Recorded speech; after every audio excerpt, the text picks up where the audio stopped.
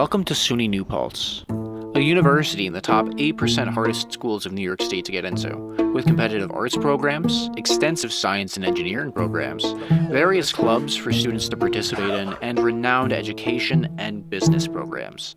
There is one thing that New Paltz does share with many other college universities: the food. Specifically the dining hall provider. If you've ever visited a university in North America, chances are you've seen their name, but you probably never really thought too much about them. Sodexo. Sodexo provides food service, accommodations, and facility management services to over 1,000 universities, colleges, and independent schools in the United States and in 35 other countries around the world. The relatively young company was launched in 1966 by French billionaire Pierre Bellin, initially serving company restaurants, schools, and hospitals. Since then, they have branched out their business in more ways than one.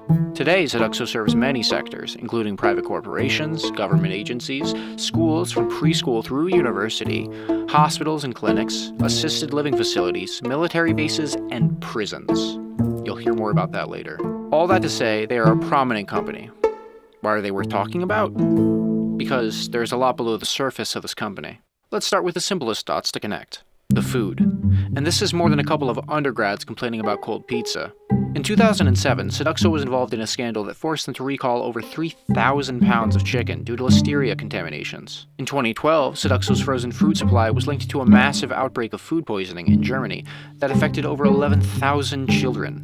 Sodexo has also been tied to various E. coli outbreaks in Germany, Wisconsin, and California. And one of their more well-known controversies, in 2013, Sodexo withdrew all of their frozen beef products following a test that concluded that their beef products contained horse DNA. That's right. The main supplier for food at over 1,000 college universities is linked to listeria, E. coli, massive food poisoning, and serving customers horse meat. Customers aren't the only people who have been having problems with Sodexo. Their treatment of employees has a history of making headlines as well. A class action discrimination lawsuit was filed in 2001 by thousands of African American employees, claiming that they were continuously denied promotions and certain high-paying jobs, as well as managers saying racist remarks, such as one man being quoted as saying this. In 2005, Sodexo decided to pay $80 million to settle the class action case. It was one of the biggest race-related job bias settlements at the time. You might have thought that that would lead to some change in the company, but there have been 4 lawsuits filed against Sodexo since then, as recently as 2019, leading to them paying approximately $943,877 for employee discrimination since then. Even on the New Paltz campus, there have been reports of racial firings. This year, a black employee was fired for violence after being shoved by his white manager.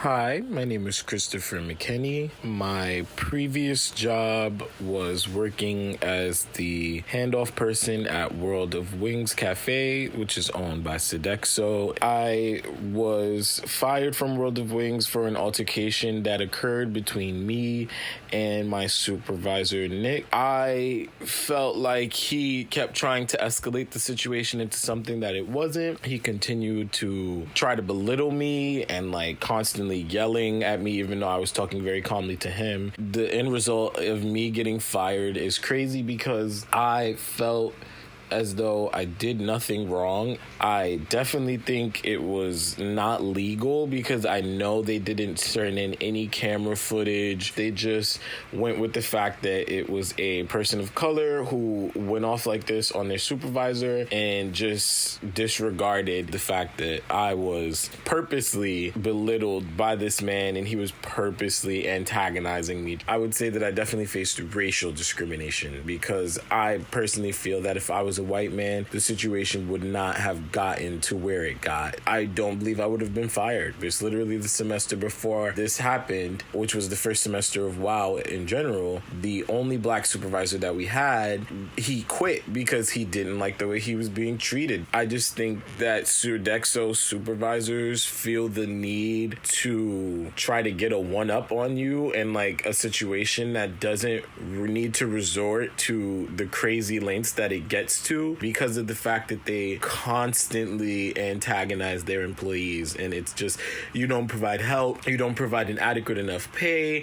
It just, all in all, the whole situation sucks. and I really hope Sodexo does better in the future, because that was genuinely one of the most shocking experiences of my life. Discrimination isn't the only problem these employees have been facing either. Sodexo was also sued in 2010 for both preventing workers from organizing and paying them poverty wages. In 2011, some of Sodexo workers' wages were so low that they qualified for federal welfare.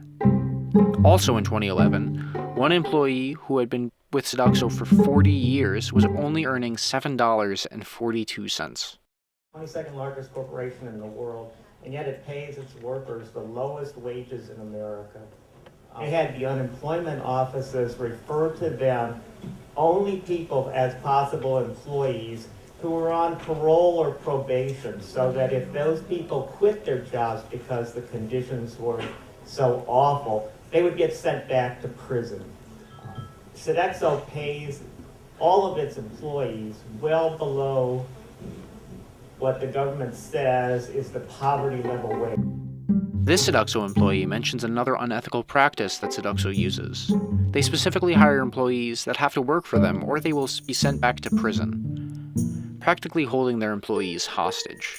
Not only has the company had a history of criminally underpaying their employees, but Sodexo has a history of failing to protect the workplace safety too. Since 2000, the U.S. Occupational Health and Safety Administration has conducted over 100 investigations into dangerous conditions at Sodexo facilities. Sodexo has a total of 25 workplace safety and health violations, resulting in them having paid over $300,000 in fines. You would think that in recent years, being a food service company amidst a pandemic, they would get more serious about their safety of their employees and more serious about their health precautions, right? Well, I'm sure it will come as a shock to you to learn that as recently as October 2021, Sodexo allegedly encouraged employees to ignore COVID safety protocols. One Sodexo employee said that she tested positive for COVID-19, but was encouraged to keep working despite feeling ill for several days, being quoted as saying, "Management said that I needed to work, and for me to just take ibuprofen and drink Gatorade." Another Sodexo employee claims that the staff is no longer encouraged to sanitize surfaces once customers leave the dining area, and that COVID safety is hardly even discussed anymore. In one case in Sodexo's history, a worker who complained to the Occupational Safety and Health Committee was fired for making that complaint. This leads to another example of Sodexo's corruption. Now you would think that a modern company with a history of criminally underpaying their employees, unsafe working conditions, multiple discrimination lawsuits, and unlawful firings should be able to fight back with their union. Well, funny you should mention a union. Sodexo was previously known as the largest ununionized food service in America, actively and aggressively fighting against unionizing attempts from their employees. In 2011, Sodexo was accused of illegally detaining and expelling pro-union Sodexo employees from its campus and unlawfully restricting access to the campus, as well as illegally videotaping pro-union Sodexo employees, spying on pro-union employees by permanently posting its police officers outside the cafeteria buildings on its campus, and illegally using police to interrogate pro-union Sodexo employees in the presence of Sodexo managers, and questioning employees regarding the union activities during those interviews. Also, using police illegally to expel union organizers from the location they were at. The union chose to withdraw several charges after Sodexo workers involved in the incidents were too frightened to testify against the company. Sodexo unlawfully fired employees for being pro-union. After pressure from the students' protests and National Labor Relations Board, Sodexo offered to rehire Terry Shelley, an employee that was fired for being pro-union, and settled to pay her $20,000 to avoid court, perpetuating a theme of Sodexo behaving unethically and unlawfully and then throwing money at the issue to make it disappear. Shelley's firing led to one of the many student protests on a college campus. Many of Sodexo's unethical operations have led to protests across the country, with some colleges utilizing the phrase that was created for a protest at Scripps College, "Drop Sodexo," launching websites, Instagram accounts, Facebook groups, articles, and again, protests, protests, protests. While Sodexo's rap sheet for controversies is long, as you just got a glimpse of, the one thing that sparks the most protests and outrage hasn't even been mentioned yet. Ready? Sodexo operates private prisons. Before 2001, Sodexo owned 20% and was the largest investor in the Corrections Corporation of America, now called CoreCivic, the second largest private prison company in the United States, which is notorious for running dangerous, poorly managed prisons without adequate security and medical care. Though Sodexo sold their shares from CoreCivic due to widespread student protests and multiple colleges dropping their contracts, Sodexo has vastly expanded the number of detention centers it operates overseas. On the Sodexo's website, they claim to manage 89 prisons in 10 different countries, while other sources say that they actually manage 122 prisons. It is difficult to say which is fact, so I will only say that Sodexo absolutely and fully operates 6 prisons and is heavily entangled with operating 89 to 122. Private prisons are like other private businesses in the sense that they exist to turn a profit. Studies show that private prisons do not aim to rehabilitate their inmates, but instead aim to lengthen their sentence, which leads to prisons making more profit. In some countries or states, there are capacity quotas that can be as high as 99 or 100%, basically saying that if the prison isn't kept to 99 or 100% capacity, the country or state has to pay up to $3 million. And since they are privately owned, there is less regulation, and they can be underfunded, understaffed, and overcrowded, which can lead to a lot of the problems of Sodexo's subsidiary company, Sodexo Justice Services, which some deem inhumane and deplorable. In 2013, Sodexo Justice Services was criticized in an official report for subjecting a female prisoner to cruel and inhumane, degrading treatment, which appears to amount to torture.